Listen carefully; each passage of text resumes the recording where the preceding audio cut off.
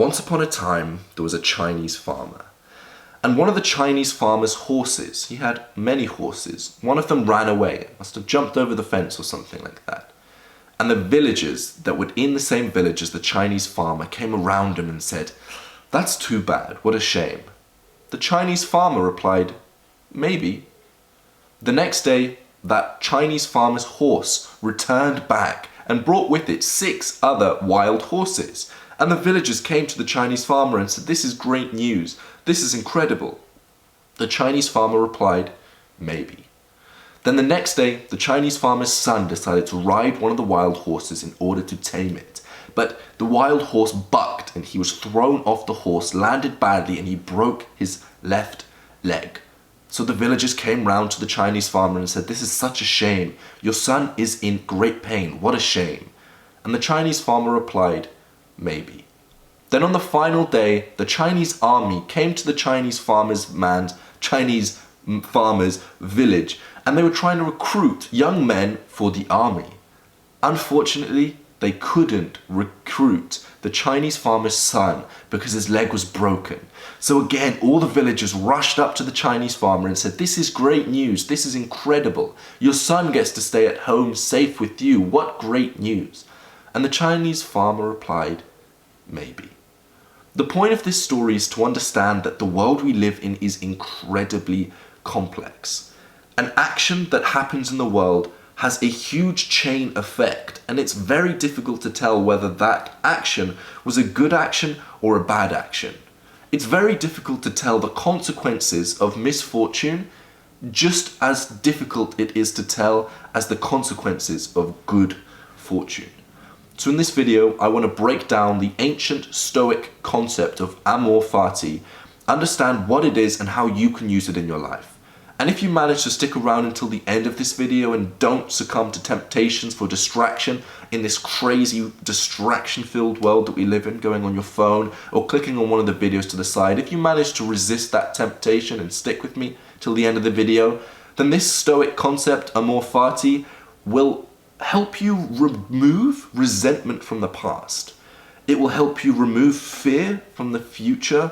It will help you be more happier in the present moment. And on top of that, it will help you have a mental tool or a principle that you'll be able to use as a tool for the rest of your life to help you understand this crazy world we live in and help you see reality as it really is, so that you can navigate the boundaries of nature to live the life that you want to live just a little bit better, all by understanding this singular concept that we'll discuss fully in this video. But before we get onto all of that exciting stuff, I want to very quickly thank our sponsors for this video, Skillshare.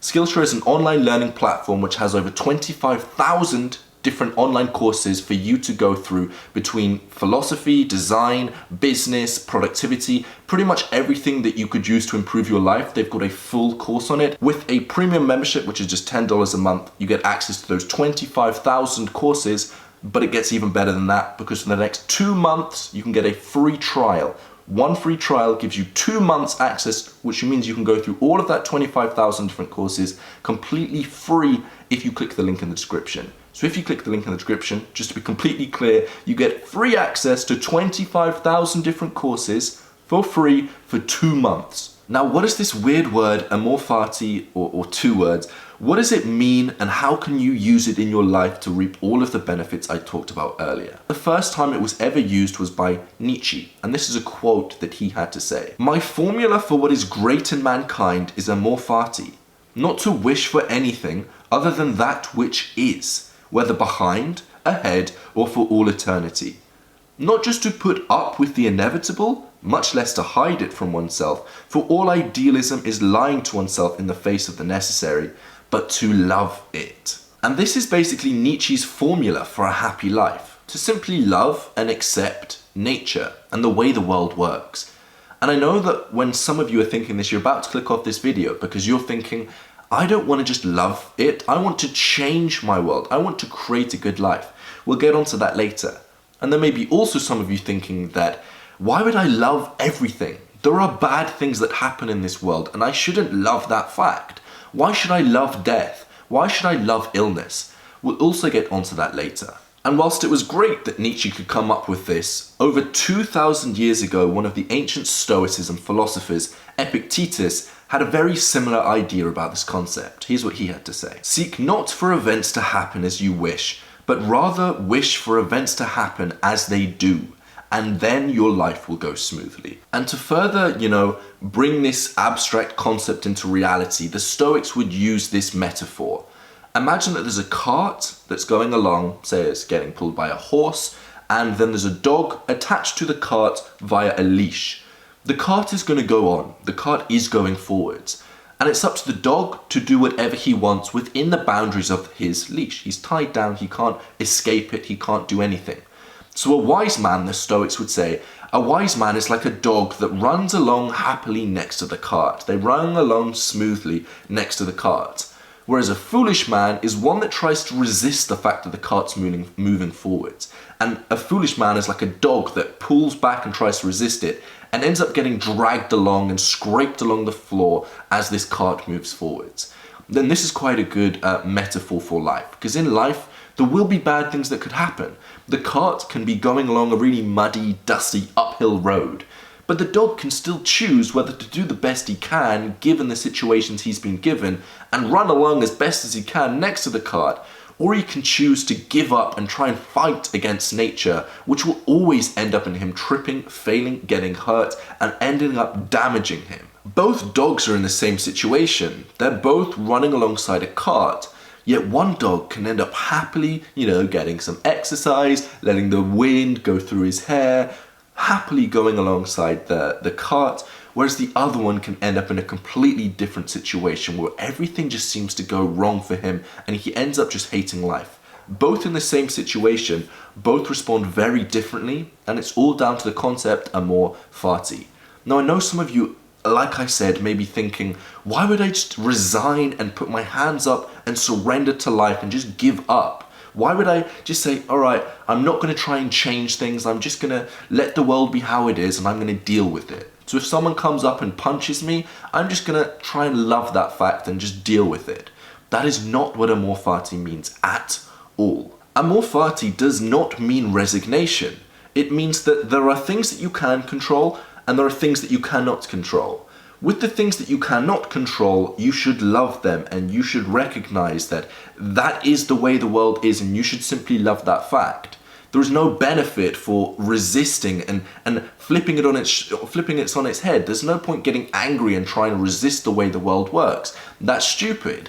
If on the other hand you can control it, of course, do everything you can within your power to get an outcome that you end up liking. But if you can't control it, the best option for you to do is simply to love and accept that fact instead of trying to resist it and hating it. It's like the people that get angry at inequality. There will always be inequality in this world. It is simply the way the world works. Yes, you can try to reduce that inequality, but there will always be some form of inequality. It's just the way the world works. It's just like you getting angry at your genetics. Look in any form of animal, there will always be animals that are bigger. There will always be animals with more testosterone. There will always be animals that are smarter within a certain species. It's just like that in the human species as well. There will always be variations in our genetics and there will always be differences in what we were given at birth. We can't fight that fact. So what's the point in trying to resist that, trying to get angry at it? Just like in the past, there are lots of things that may have happened in the past. Some of them may be bad things and some of them may be what appear to be good things. But you can't hate that fact. You can't resist it. You can't find yourself resenting the past because you have no control over the past. So it's no longer beneficial for you to resent that fact and hate that fact in the past. There's been so many things that have happened to me that at the time I think this is the worst thing that could ever happen to me. That long period of my life where I did nothing but play video games, procrastinate, watch YouTube non-stop and video games for 8 hours a day, and I would try and break that cycle. I would break it and I couldn't. I would break it and I couldn't. I would promise myself that this was going to be the time that things would change, and then they never changed. And that happened again and again and again. Ruining my self-confidence, ruining the kind of person that I thought that I was, reducing my inability to ever reach goals and removing my self-confidence. That ended up being one of the best things that could ever happen to me because I learned so much in that process. By being in the worst case scenario, a really bad, hard case procrastinator, I learned what was needed to overcome that procrastination. All those times I tried and failed, I recognized what didn't work and what didn't work until eventually I found something that did work, and now I can coach people to overcome procrastination, and it works remarkably effectively. Pretty much everyone that gets coached by the end of the 6-week process, procrastination just isn't a problem for them because I've been through the process. So the reason I'm telling you this, because that event that seemed bad in your past, it may not actually be bad in the long run. It may end up being one of the best things that could ever happen to you. So a piece of actionable advice here: if you ever have something in your past where you think, I wish it was different, or you start resenting something that happened in your past, as soon as you have that thought, ask yourself the question, how could this be the best thing that ever happened to me? And although this is a sensitive topic, there will be some of you that have had some seriously bad, deep, dark pasts. But you've got to remember that there are people who have had it worse than you, who have ended up using that thing to end up being in a better situation than most people. It is possible with whatever's happened in your past to reframe that and end up that being the best thing that ever happened to you. And I know for some of you this is going to offend you, but I really believe that this is the truth. I may be wrong, and the Stoic philosophers, they may be wrong, and Nietzsche, they may be wrong. This is just my opinion, and this is just their opinion. Take it as you will, but just suspend disbeliefs and actually try and implement some of these things, and actually take the time to ask yourself, how could this be the best thing that ever happened to me? If you're new around here and you really want to have the most advanced self-development tips so that you can truly actualize your potential, then join us on this journey by clicking the subscribe button. If you've enjoyed this video, then I'd really appreciate it if you could click that like button just below this video. It takes you 1 second. Yeah, I really appreciate it. It lets me know that you want more of these kind of videos, and it also boosts the YouTube algorithm so that more people end up seeing this kind of video.